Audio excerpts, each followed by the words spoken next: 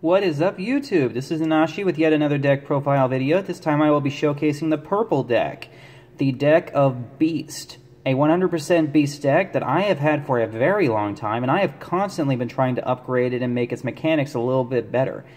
I've actually made some heavy adjustments this time around. Instead of it being an add back to hand and just continuous drop with certain cards, it's actually more about the destruction now. Let's see where this goes. Starting right off, we go into the low-level targets.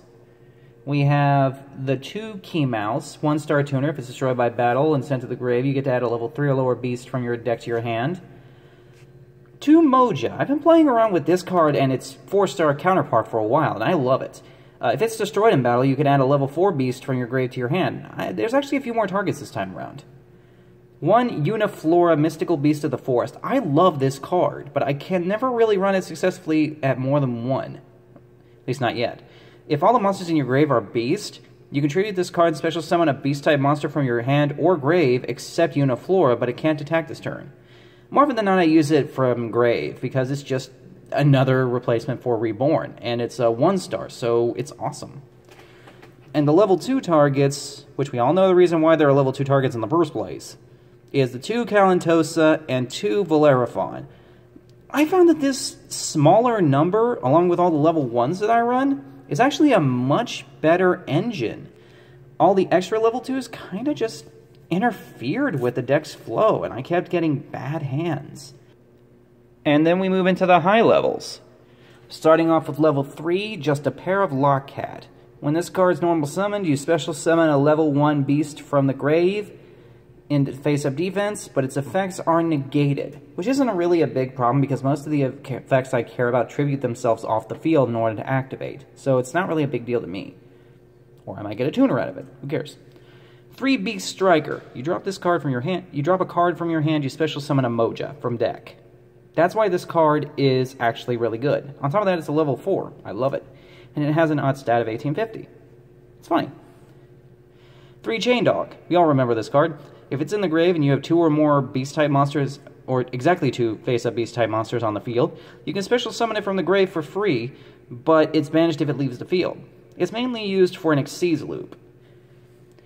2 Nefarious Archfiend Eater of Nefariousness. My god, I hate that name. But its effect isn't bad. You can only control 1 at a time, which isn't a big problem. If you control a spellcaster, you special summon it from your hand, which I don't even care about this effect. The effect that I care about is that once per turn, during your opponent's end phase, if it's in your grave, you can target a face-up monster you control, destroy it, and if you do, you special summon it. It actually lines up later Xyz plays.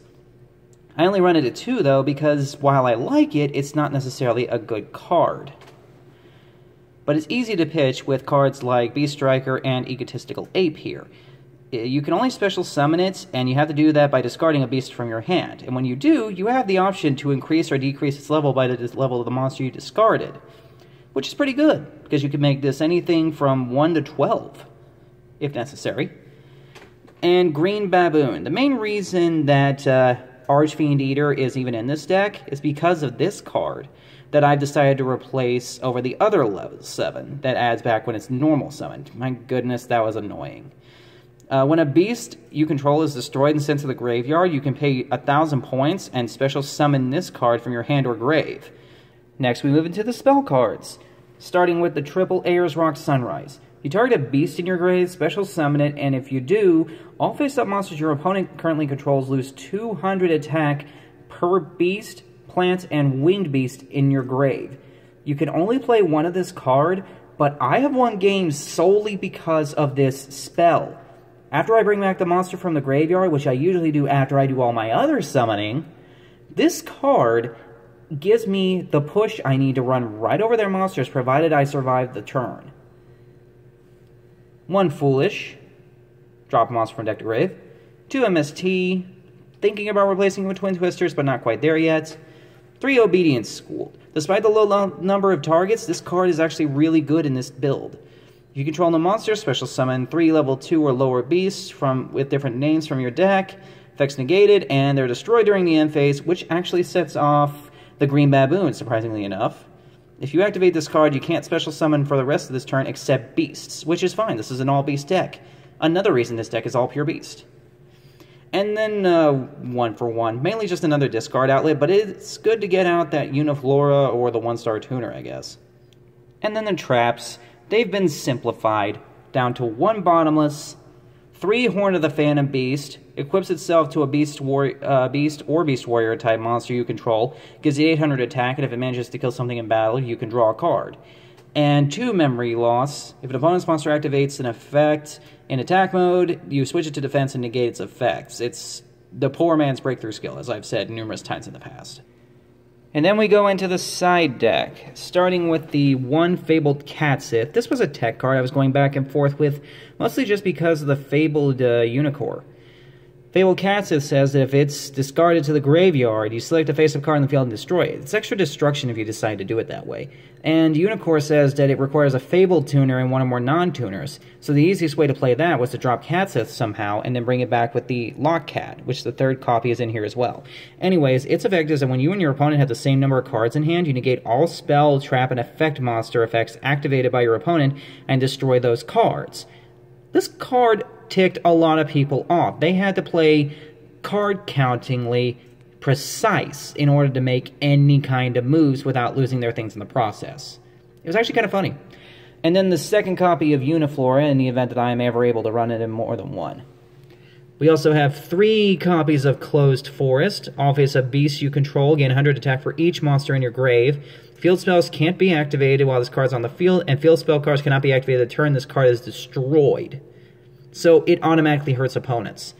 Also the 2 Terraforming. Just for, Closed Forest. 1 Compulsory, 2 Fiendish Chain, Mirror Force, Torrential, and Vanities. And finally we move into the extra deck.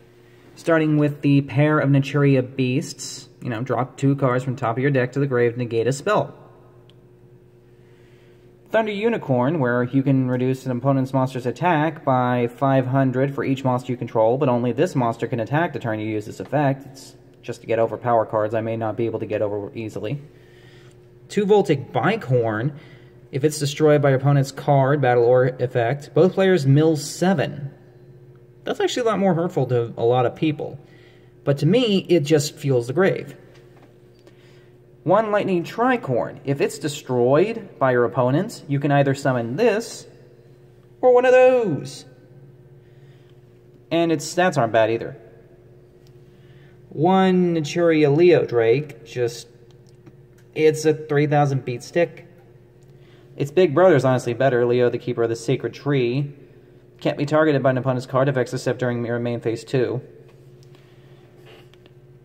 2 Ronin Raccoon Sandayu.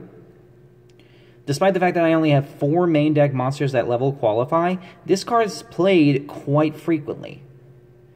You detach a material to special summon a token whose attack is equal to the highest attack of them on the field.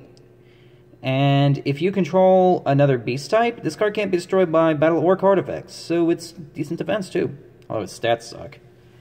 Also, the Trio of Diamond Direwolf. I found a very good re-summoning combo involving Chain Dog, another level 4, and Diamond Direwolf that I can just keep getting this card over and over and over. Usually I get it by turn 2, sometimes turn 1 if I'm lucky. Of course, sometimes I need some assistance, and Sky Pegasus helps with that. Now, Diamond Direwolf says you detach a material, target 2 cards, 1 Beast, Beast Warrior, or Winged Beast on your side of the field, and a card on your opponent's side, and destroy them both. This card, however, says you detach a material, target a face-up monster your opponent controls, and destroy it unless your opponent pays 1,000 points. This is often an equalizer card when it comes to me using Green Baboon a lot. It makes the opponent have to make a tough decision, and oftentimes they'll rather pay the points than lose the monster, depending on the circumstance. And that is the deck. In all honesty, I regretted ever getting rid of this deck in the first place. And I've had this build now for roughly 2 years, off and on, just constantly modifying it until it got to the point where it was extremely good, even in today's format. And in all honesty, I love it. It's fun. It's really weird how it operates, but everyone who plays against it loves playing against it. Unless you're a pendulum player and you have to deal with Naturia Beast negating your pendulum spells. That was the main reason I won a lot of my tournaments. Well, that and Ayers Rock Sunrise. If you like the deck, leave a comment and say what you would like to see or change, and I'll see about making it work. In the meantime, this has been Nanashi, signing out.